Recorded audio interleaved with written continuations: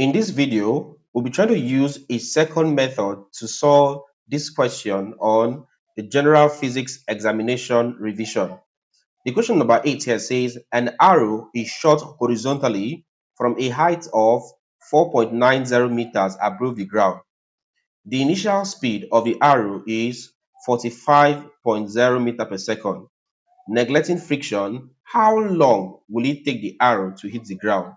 So you have option A, 9.20 seconds, option B, 6 seconds, option C, 1 second, option D, 1.40 second, and option E, 4.60 second.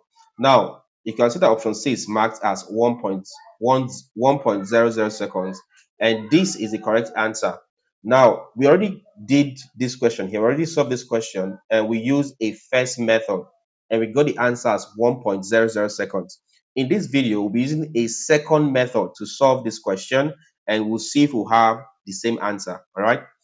Now, first things first, let's try to draw a diagram for this question. We already did the diagram in the first question, in method 1, and let me show you the diagram. That was this. So we wrote our solution and we drew this diagram in method 1 video. So please make sure you check out the video method 1 before this video.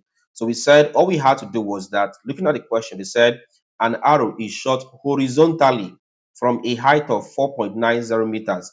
So all we had to do was we created the ground level like this, which is from this part here, this part, created the ground level, which is this part here. Then when we are done, we now created the height from here to here. We called it 4.90 meters, which was the height. Now they said the arrow was shot as 4.45 meters per second. So we did that. And of course, if I shoot an arrow horizontally to go this way, and of course, this has to go this way until it hits the ground. We are asked to find the time or how long it took for the arrow to move from point B until it hits the ground at C. That was the task. Now we use method 1 where we use the concept of projectile. Please check out that video. Now in method 2, we'll try to use the equations of motion to solve this question. And how do we do that? If I use the equations of motion, you can see height, all right? Height refers to distance, okay? Height is used whenever you're dealing with free fall, okay? So when it comes to the equations of motion, height is the same thing as distance. So we substitute distance for time. And we know that the equations that involves distance would be S is equal to UT plus half AT squared. This is the equation that involves time. Considering what we have here, we have a height here. And whenever we have to impute height, that means the equation becomes a free fall equation where S becomes H. S talks about a horizontal distance, S. H talks about a vertical distance, height. So the first you want to notice that if I'm converting S, which is horizontal distance, to a vertical distance, I must also convert the height, that's the acceleration A, to become gravity. All right, we discussed this in our previous class on free fall. Please check our video 1 on motion. All right, you could search Excellence Academy Plus motion. You see a video on motion. I explain this in full. So from here, H will be equal to UT, this. Now the body is coming downwards. Since the body is coming downwards, it's towards gravity, so it becomes positive, then half into, again we said when S becomes H, that A acceleration becomes G, which is acceleration due to gravity. So AT squared becomes GT squared. We have this. Having got this, let's see what we have here. Don't forget we're considering height. Okay, so we recall the equations of motion. Recall that we said H is equal to UT, this, plus half G and then T squared. Again, if I say H, what I'm considering here, as we said, H means a vertical distance. So at point B, I will not be using the horizontal motion. No, I'll be using the vertical motion because I'm considering H. So when you use H here, you're simply converting this concept. You're simply using the vertical motion for each of them. A, acceleration, became G, gravity, because gravity acts what's there vertically.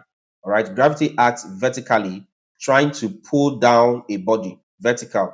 In essence, the initial velocity we use here would not just be what is given here, but the vertical component of the initial velocity. Please, you have to take note. So u becomes uy because I'm considering what there? Vertical concept. So vertical distance, height, vertical acceleration, that's gravity. And of course, time will always remain time. All right. So let's get this. What's the value of uy? Uy is simply the vertical component of the initial velocity. If a body is being tossed horizontally like this, what will be its vertical component? Obviously, the body was not tossed at an angle.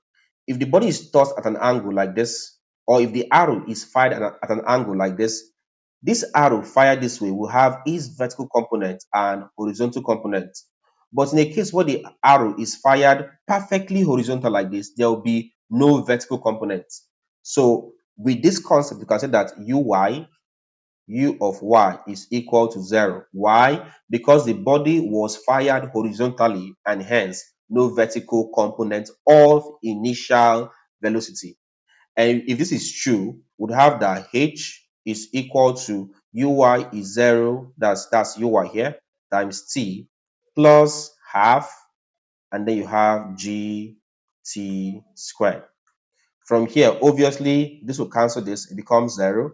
So we have that h is equal to 0 plus half gt squared. Of course, 0 plus anything is that thing. So h is equal to half this, half gt squared. At this point, let's impute values. What's the value of h? The value of h from this question is 4.9. That's the height. So h becomes 4.9 is equal to half this into g. G is a constant, 9.8 into t squared. So we have this. Solving on, we have this as 4.9. It's equal to, from here, we can use numerator, 1 times 9.8. That's 9.8 times t squared. That's 9.8 t squared. So I have 9.8 t squared all over denominator here 2. So I have this. Let's get t squared. First thing I want to do here, this is all over 1, which is this. I'll cross multiply this times this, which is simply 9.8 t squared times 1 is equal to this times this, which is 2 times 4.9. I have 2 times 4.9. Let's get this. From here, I have 9.8 t squared. Of course, times 1 gives you 9.8 t squared. It's equal to 4.9 times 2, or 2 times 4.9 gives you 9.8. To get the value of t squared, I'll divide here by 9.8, divide here by 9.8. What happens now is that this cancels this, and this cancels this. You have this as 1 all over 1. So have that t squared is equal to 1 over 1 gives you 1. You have this. To get the value of t, I'll take square root of both sides. So t will be equal to the square root of 1, and that's equal to 1. Since t is time, it becomes 1 second. So you can see that this is the same 1 second we had with the first question. So you can see that that's why I picked 1 second in the first method, and we have the same 1 second using method 2. So basically what you have here is method 2. So we can call this solution method number 2 in solving this question.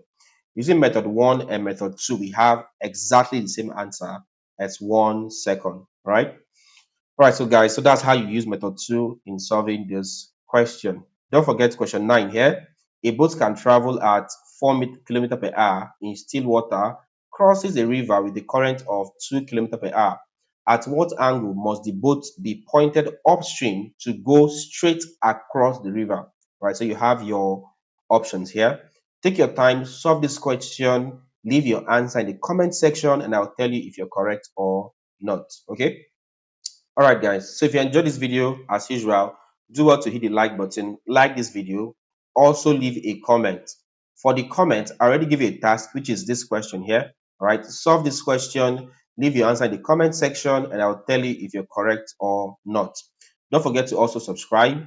If it's your first time or you're yet to subscribe, please do well to subscribe. Hit the bell icon and select all so that you get notified whenever we upload new content. Finally, Do well to share this video to your friends so that they can also learn. Thank you and see you in our next class.